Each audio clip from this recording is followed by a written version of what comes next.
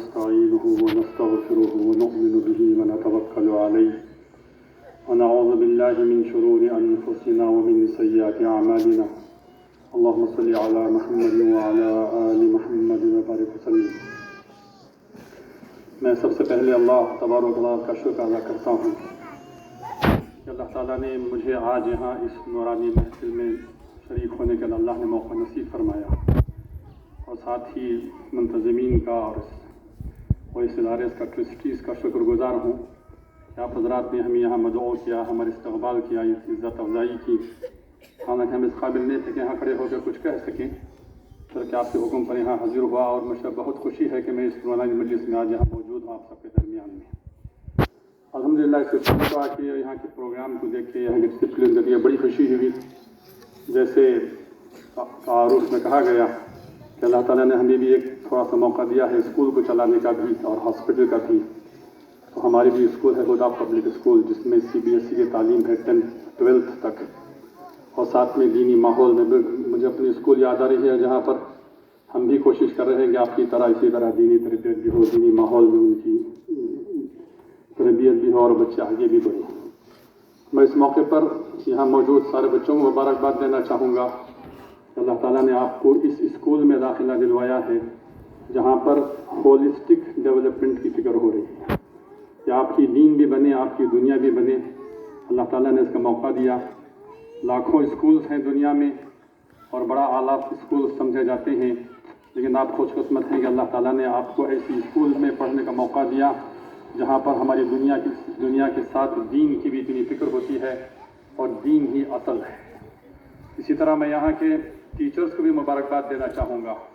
ہمارے ٹیچرز سے بھی بار بار میں کہتا رہتا ہوں کہ ہم یہ اللہ کی طرف سے ایک بہت بڑی نعمت سمجھیں۔ بہت سارے ٹیچرز ہیں، بہت سارے پروفیشنلز ہیں، بہت سارے ڈاکٹرز ہیں اور بہت سارے آفیسرز ہیں، لیکن سب سے بڑا کام اللہ آپ سے لے رہے ہیں۔ ویسے میں پروفیشن کے اعتبار سے ڈاکٹر ہوں، اکثر میں اپنے ٹیچرز کو کہتا رہتا ہوں کہ میڈیکل شعبے کو سب سے نوبل پروفیشن کہا جاتا ہے، لیکن میرے نزدیک جو حق صحیح ہے وہ ہے کہ ٹیچنگ پروفیشن یہ سب سے زیادہ نوبل پروفیشن ہے۔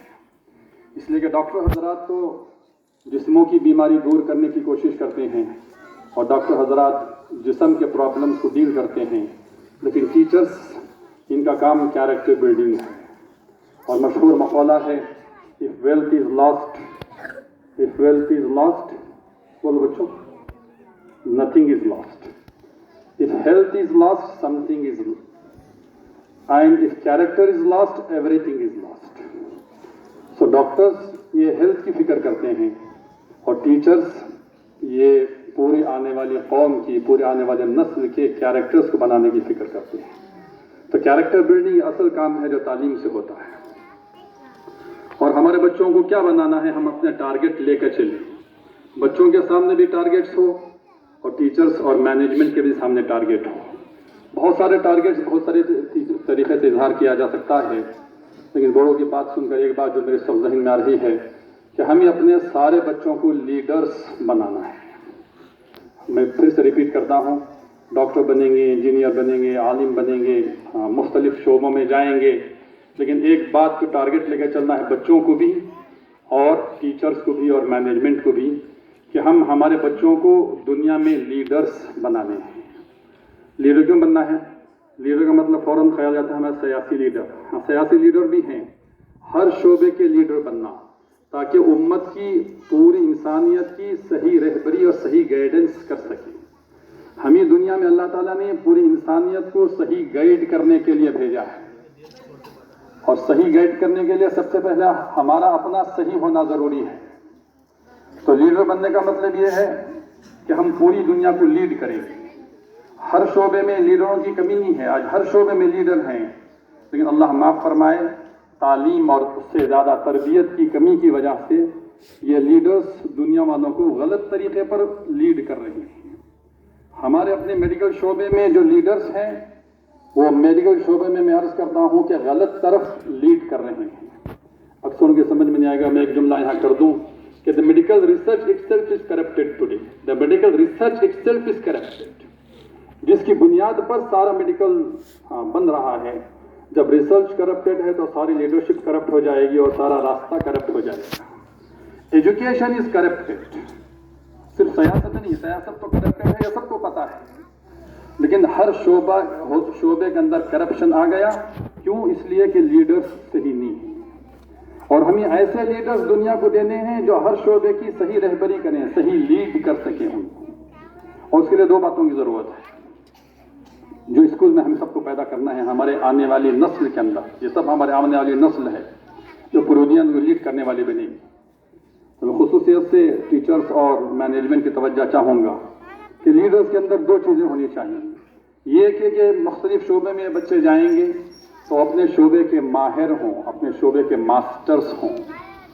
وہی لیڈ کر سکتا ہے جو اپنے شعبے میں ایکسلنس حاصل کرے، اپنے شعبے میں مہارت حاصل کرے اور اپنے شعبے کا ماسٹر بنے. میڈیکل شعبے میں جائیں تو ریسرچ کے ذریعے سے اور تعلیم کے ذریعے سے وہ اونچے مقام پر پہنچے. ڈاکٹر بنے تو بہت اونچا اور اچھا ڈاکٹر بنے، انجینئر بنے تو اونچا اور اچھا انجینئر بنے، پولیٹیشین بنے تو اونچے مقام پہ جائے. اسی طرح ہر شعبے میں. تو ایک قاطعیت لیڈر بننے کے لیے ایک صلاحیت وہ ایکسیلنس ہے کہ ہماری، اور اس کا زینہ پڑھائی ہے، ایجوکیشن ہے کہ ہم جس پروفیشن میں بھی جائیں اس میں ایکسیلنس حاصل کریں. ہمارا کہتے ہیں کہ بھی ایکسیلنس حاصل کرنے میں قناعت نہیں ہے. ایکسیلنس حاصل کرنے میں قناعت نہیں ہے. تو یہ اپنے بچوں کو ایسی تعلیم دینی ہے کہ وہ ہر شعبے میں ایکسیلنس حاصل کریں اور شعبے کے ماہر بنیں. یہ تو دنیا میں اس کی بھی کمی نہیں ہے. جتنے لیڈرز ہیں اپنے ایکسیلنس کی وجہ سے لیڈرز بنے ہیں. لیکن جیسے میں نے کہا کہ کرپٹڈ لیڈرز دنیا کو زیادہ ملے ہیں. صحیح لیڈر ملے اس کے لیے دوسری صلاحیت اور دوسری صفت جو ہمارے لیڈرز کے اندر ہونی چاہیے کہ وہ قرآن اور سنت ان کی زندگی میں ہو. اس لیے کہ صحیح گائیڈنس ہمیں قرآن اور سنت ہی سے ملے گا. اب اس کی تفصیلات میں کی ضرورت ہے، سب اچھی طرح سمجھ سکتے ہیں. تو ہمارے ان بچوں کے اندر زندگی کو ان کی قرآن اور سنت پر لانا ہے. تعلیم کا مطلب یہ نہیں ہے کہ ہم کو قرآن اور سنت کا علم دے دیں. علم تو پہلا زینہ ہے. ایسی محنت ان بچوں پر کرنی ہے کہ یہ بچے قرآن و سنت کے حامل ہوں. جب یہ 2 چیزیں ساتھ ہو جائیں گی کہ اپنے اپنے شعبے میں اور اپنے علم میں ایکسلنس حاصل کریں اور اپنے شعبے کے ماسٹرز بنیں اور ساتھ میں قرآن و سنت کا علم رکھنے والے، قرآن و سنت ان کی زندگی میں ہو، تو پھر دنیا کے لیے صحیح لیڈرز بنیں گے. اور قرآن و سنت ان کی زندگی میں آئے، وہ صرف پڑھنے پڑھانے سے نہیں آئے گا بلکہ اس کے لیے تربیت ضروری ہے. اس کے لیے تربیت کرنے والے مربی کہلاتے ہیں. تو ان کے اندر، بچوں کے اندر کیا چیز پیدا ہوگی؟ ایک آخری بات میں کہ ہم کی جگہ میں زیادہ وقت لینا نہیں چاہوں گا. بچوں کو ہم جو پڑھائیں گے، خصوصاً سے میں ٹیچرز کی توجہ چاہتا ہوں، اپنے ٹیچرز کو جو بات کہتا رہتا ہوں، ہم اپنے بچوں کو جو پڑھائیں گے وہ ان کی زندگی میں بہت تھوڑا اترتا ہے. ہم ان کے لیے رول ماڈل بننا ضروری ہے.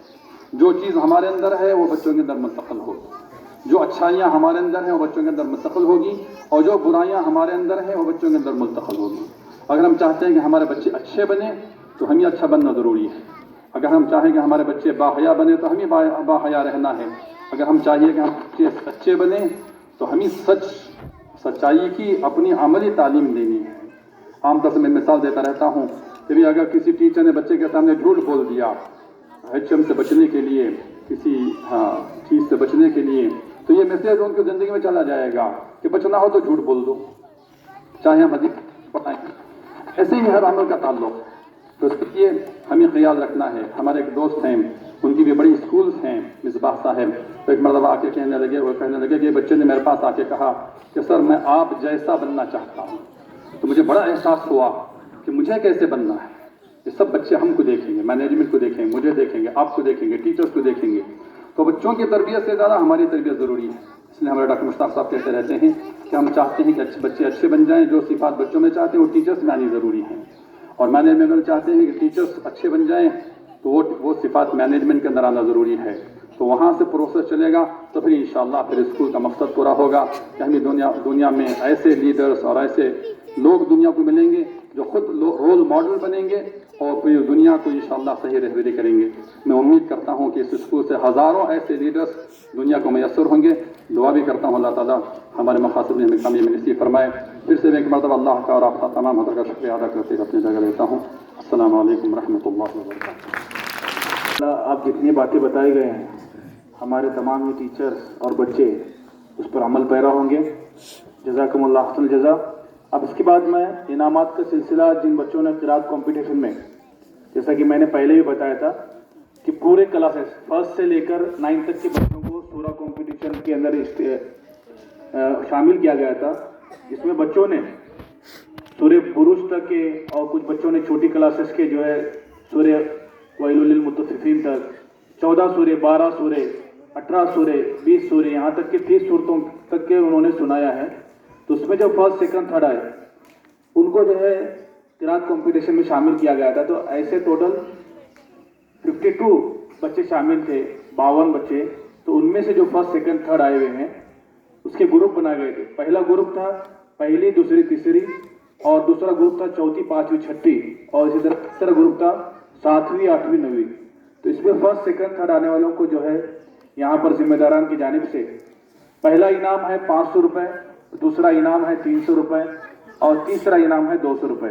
وہ بند فقیر کی شکل میں آج کے ہمارے درمیان جو مہمان موجود ہیں